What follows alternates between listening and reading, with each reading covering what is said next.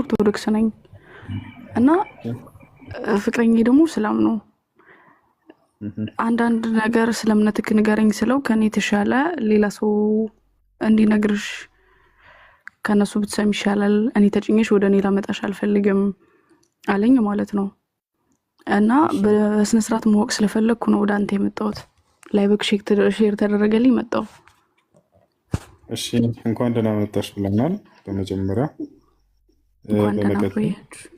አየሽ ጥያቄዎችን መጠየቅ ትችላለሽ። ስላለው ነገር አንዳንድ ነገር ብትነግሩኝ በጣም ደስ ይለኛል። ማለት ሁለታችን ተቃራኒ ሆነን አንድ ቤት እንደማንኖር በደንብ አውቀዋለሁ።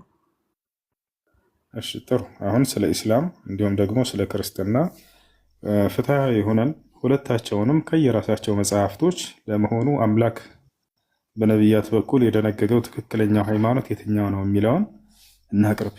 አንቺ ደግሞ ንጹሕ አይምሮ አለሽ፣ ያንን ታመዛዘኛለሽ ማለት ነው።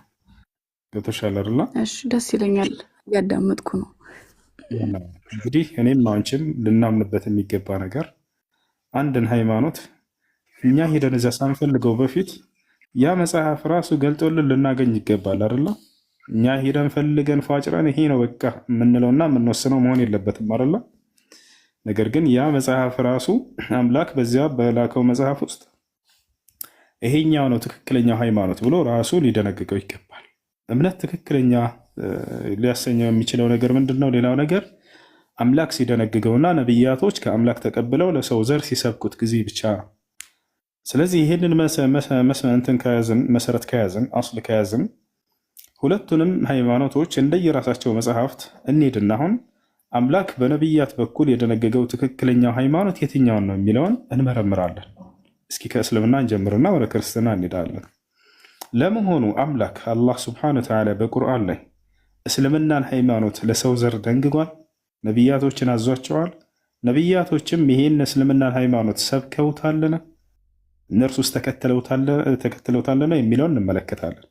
አዎ አምላክ አላህ ስብሐነሁ ወተዓላ እስልምናን ሃይማኖት ደንግጎታል። ነቢያቶችም ልክ እንዲሁ ሰብከውታል። ማስረጃ የቁል አላህ ስብሐነሁ ወተዓላ ኢነ ዲነ ዒንደ ላሂ ልእስላም። አምላክ አላህ ስብሐነሁ ወተዓላ ሱራ አሊ ዕምራን ምዕራፍ 3 ቁጥር 19 ላይ ምን ይላል? ትክክለኛው ሃይማኖት ከእኔ ከአምላካቸው ዘንድ እስልምና ሃይማኖት ብቻ ነው ይላል። በሌላ ቦታ ላይ ምን ይላል? ወረዲቱ ለኩም ልኢስላም ዲና ይላል። እስልምናን ሃይማኖት ብቻ ወደድኩላችሁ እያለ ይናገራል። በሌላ ቦታ ላይ አምላክ አላህ ለቀደሙት ነቢያት ሁሉ ደንግጎት እንደነበረ እስልምናን ሲናገር ምን ይላል?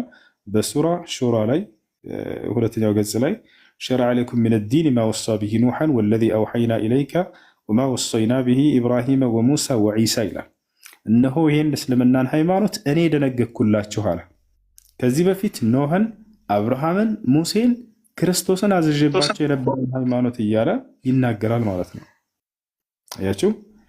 ይህ ነው አምላክ አላህ ራሱ እንደደነገገው የቀደሙትን ነቢያቶች ሁሉ አዞባቸው እንደነበረ አሁንም እንዲሁ ለእናንተው ይህን እስልምናን ሃይማኖት ልክ ለቀደሙት ነቢያት እንደደነገግኩላቸው እናንተንም አዘዝኳቸው እያለ ይናገረናል ማለት ነው።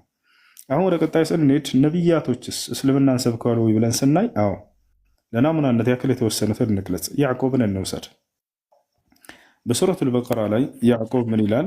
ወያዕቁቡ ያ በንየ ኢነላህ አስጠፋ ለኩም ዲን ፈላ ተሙቱነ ኢላ ወአንቱም ሙስሊሙን ይላል። ያዕቆብ ምን አለ? ልጆቼ ሆይ እነሆ አምላካችሁ አላህ አንድ ሃይማኖትን መርጦላችኋል፣ አደራ ልጆቼ ሙስሊሞች ሆናችሁ እንጂ አትሙቱ አላቸው ይላል። ስለዚህ ያዕቆብ አደራ ሙስሊሞች ሆኑ እያለ ይህ ታላቅ ነቢይ ሰዎችን ሁሉ ሲሰብክ ነበር ማለት ነው። አያችሁ? ልክ እንዲሁ ነቢያቶች ቃል በቃል እኔ ሙስሊም ነኝ እያሉ ይናገራሉ ሁላ። ከነዚያም መካከል ታላቁ ነቢይ ኑህ ዓለይሂ ሰላም ኑህ ምን ይላል? ወኡሚርቱ አን አኩነ ሚነል ሙስሊሚን አለ በሱራ ዩኑስ ላይ። እኔ ከሙስሊሞች እንደሆን ታዘዝኩኝ አለ። አምላክ ያዘዘው ሙስሊም ሁን ብሎ ነው። ዮሴፍ እኔ ሙስሊም ነኝ እያለ ይናገራል። ተወፈኒ ሙስሊመን አለ ወአልሒቅኒ ቢሳሊሒን። አምላክ ያላህ ሆይ ሙስሊም አድርገህ ግደለኝ፣ በቀጣዩም ዓለም ከደጋጎቹ ማስተገኝ አለ። ያቸው ሐዋርያቶች ቃል በቃል የመሲሁ ተከታዮች እኛ ሙስሊሞች ነን እያሉ ይናገራሉ። ሱረቱል ማኢዳ ምዕራፍ 5 ቁጥር 111 ላይ ምን ይላሉ?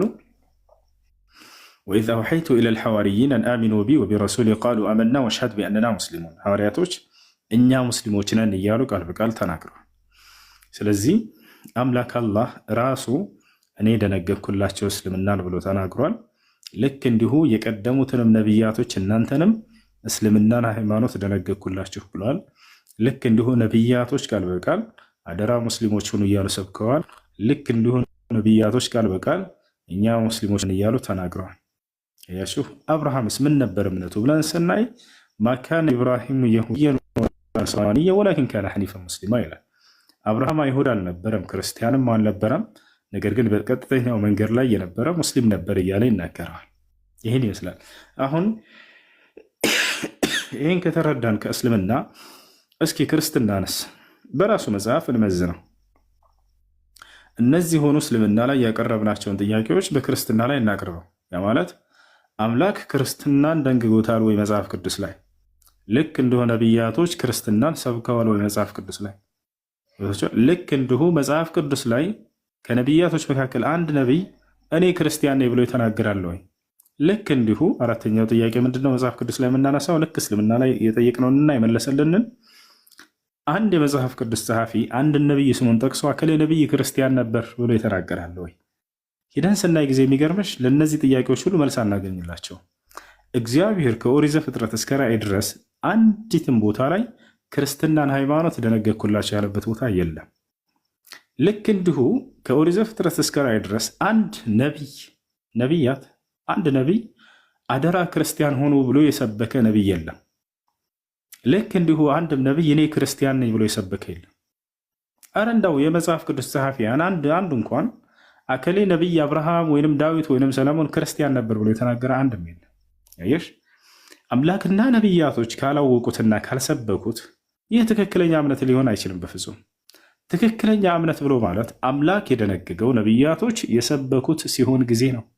ይህን የምታገኙት እስልምና ላይ ብቻ ነው። ሌላም እምነቶች ላይ በፍጹም ለዚህ ጥያቄ መልስ አታገኙ። አምላክ አላህ ራሱ እኔ እስልምና እንደነገግኩላቸው ብሎ የሚናገር ነው። ነቢያቶች ራሳቸው አደራ ሙስሊሞች ሁኑ እያሉ የሚሰብኩት ነው። ገብታችኋል? ይህን ይመስላል ወገናችን። በጣም አመሰግነው። የእውነት በጣም አመሰግናለሁ። ያለውን ነገር ከዚህ በላይ ምናልባት ማንበብ የምችላቸው መጽሐፎች ካሉ ሼር ብታደርጉልኝ፣ ፒዲኤፍ ካለ ያው ያለሁት ስደት ላይ ስለሆነ መጽሐፎችን አሁን ማግኘት ላልችል እችላለሁ። ምናልባት በፒዲኤፍ ካላችሁ ግን እዚህ ጋር ያላችሁ በሙሉ ብትልኩልኝ ደስ ይለኛል። ማንበብና ይበልጥ ማወቅ ፈልጋለሁ።